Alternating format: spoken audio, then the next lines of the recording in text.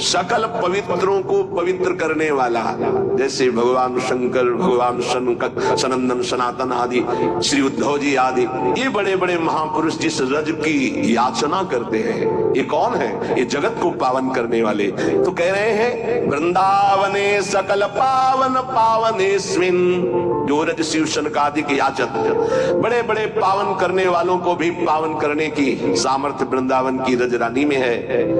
यहां जो जड़ चैतन्य वास कर रहे हैं, श्री राधिका रमण जी, राधा रमण जी महाराज, उस पर बहुत प्रसन्न होते हैं।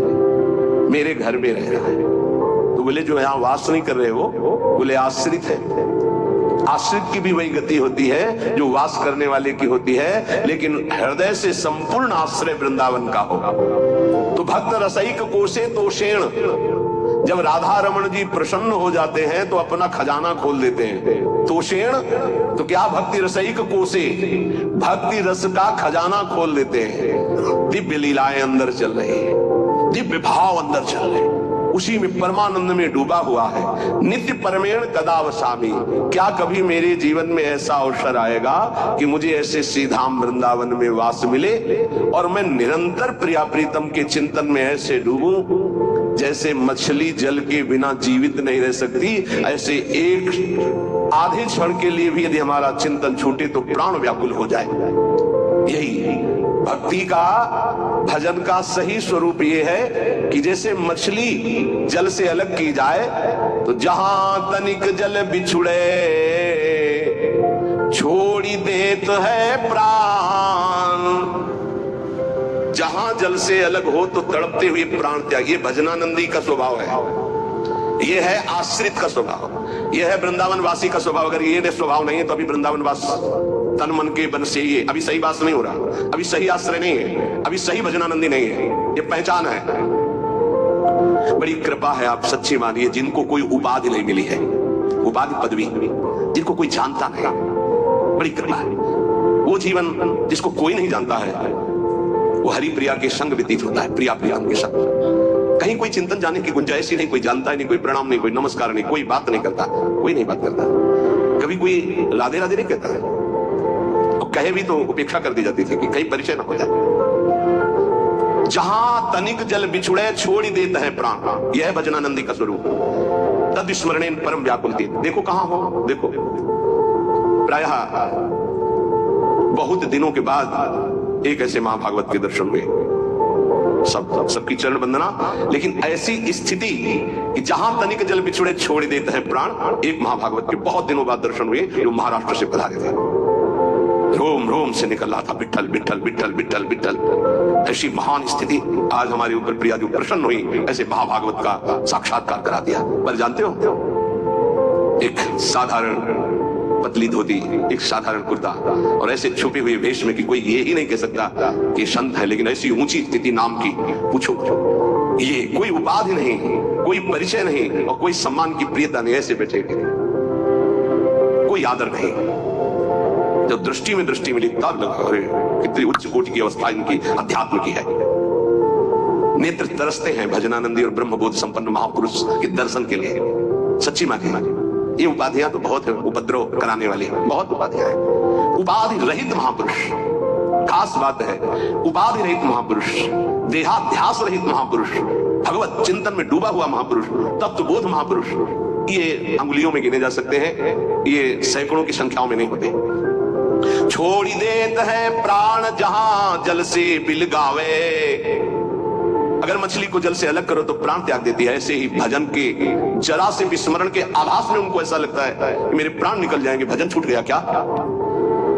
अगर मछली को पानी से निकालकर शुद्ध गाय के दूध में, दही में या सुंदर घी में या सुंदर रबड़ी में डाल दो तो बचेगी क्या, प्राण त्याग देगी। केवल जल, ऐसे ऐसे भजनानंदी दे दूध में डारी रहे ना प्राण गवावे।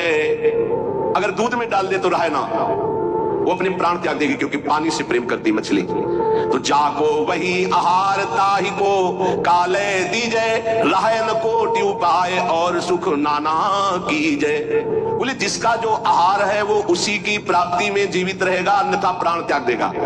ध्यान दीजिए, भजनानंदी का आहार है नाम जप। अगर नाम जप छूटा तो प्राण त्याग देगा, जीवित नहीं रह सकता। कसौटी में कशो कौन सी स्थिति है आपकी, कितना भजन से प्यार करते हैं।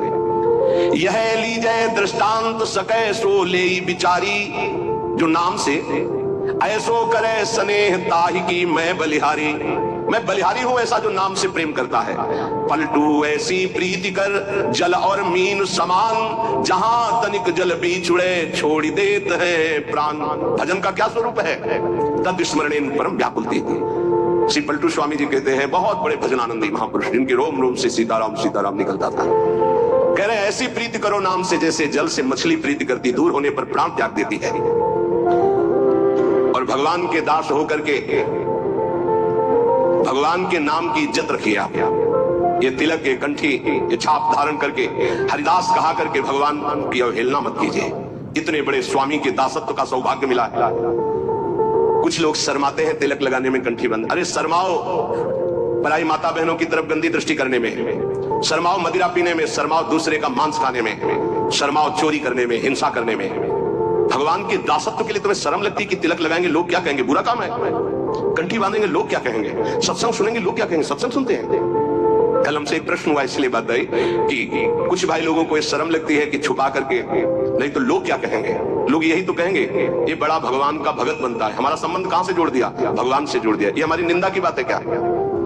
अगर गुरु मंत्र ले लिया है, तिलक कंठी धारण नहीं करते हो तो बहुत बड़ा अपराध करते हो। ये तुम्हें नरकगामी बनाने की स्थिति में पहुंचा देगा।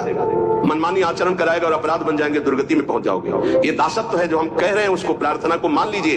ये साधारण नहीं कंठी तिलक, केवल कंठी तिलक धारण किए हो और जितनी आज्ञा है उतने माला कर रहे हो, चलते फिरते राधा राधा, तो जीवन में वो स्थिति आ जाएगी तुम्हारी, देखना, जिसमें आनंद ही आनंद होता है, चाहे जैसी परिस्थिति हो, हर परिस्थिति में आनंद।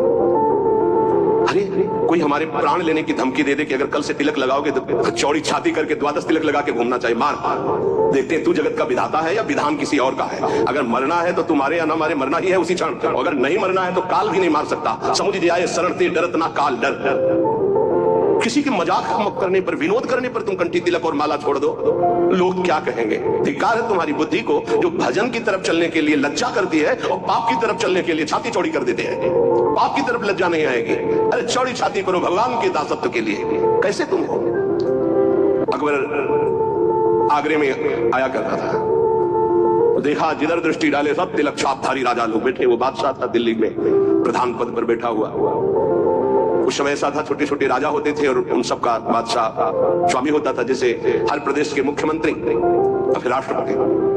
तो देखा सब राजा तिलक लगा। मेरा फरमान सुना दिया जाए, जो कोई कल तिलक लगा के आएगा तो गर्म लोहे से मस्तक ताक दिया जाएगा, मानो मृत्यु दंड। अब सब थर्रा गए। बादशाह का फरमान वो तो लागू ही हो जाएगा। दूसरे दिन जितने और राजा थे सब कोई तिलक नहीं लगाए, कोई कंठी नहीं बांधे, मृत्यु का भय है। हरिराम व्यास जी के शिष्य मधुकर शाह ने विचार किया कि गुरु प्रदत्त तिलक कंठी है, ये तो एक मुल्क का बादशाह, अनंत ब्रह्मांडों के बादशाह का ये दासत्व परम सौभाग्य सिद्ध है। आपको क्या पता, आपको ऐसा खिलवाड़ लगता है कंठी तिलक? ये खिलवाड़ नहीं है। मंगल सूत्र की महिमा तो सुहागवती ही जानती है ना। कुंवारी कन्या क्या जाने, जिसने वर्ण ही नहीं किया या व्यभिचार नहीं किया जाने, जिसने पातिव्रत ही नहीं धारण किया। ऐसे ही कुमार्गामी क्या जाने सत्य मार्ग के इस कंठी तिलक का प्रभाव। तो क्या जरूरत है इसकी? अंदर अंदर भजन करो। ऐसे ऐसे भी कहने वाले आते हैं, क्या जरूरत है मांग भरने की, क्या जरूरत है सुहाग भरने की। ये वो बातें करते हैं जिनके धर्म नहीं है हृदय में। उन्होंने सोचा गुरु प्रदत्त तिलक कंठी, और ये कह रहा है नहीं बांध के आना तो मृत्यु स्वीकार, आज सभा में मरूंगा लेकिन कंठी तिलक नहीं उतार सकता। पहले तो अंगरखा पहन के जाते थे, तलवार लगी हुई, आज सब उतार दिया, केवल नीचे की धोती, 12 तिलक, तलवार खोस कर गए। सभा में वैसे तो जाके बंदगी की जाती थी, बिल्कुल बंदगी नहीं की, सीधे खड़े हैं। अकबर ने कहा कि तुमने फरमान नहीं सुना मधुकर साहब? खींच ली तलवार और कहा आपका फरमान एक मुल्क के बादशाह का है, मेरे गुरु का फरमान अनंत मुल्कों के बादशाह का ये दासत्व है। देखते हैं कौन आकर तिलक मिटाता है। जैसे मानो भगवान नरसिंह का आवेश हो गया, सभा थर्रा गई। तत्काल अकबर ने कहा नहीं नहीं, बस मैं ये देखना चाहता था सच्चा तिलकधारी कौन, जय हो तुम्हारी मधुकर साहब। तत्काल बदल गया। जिस समय भगवत आवेश में उनका देखते कौन, उन्होंने कहा कि आदेश करो। मधुकर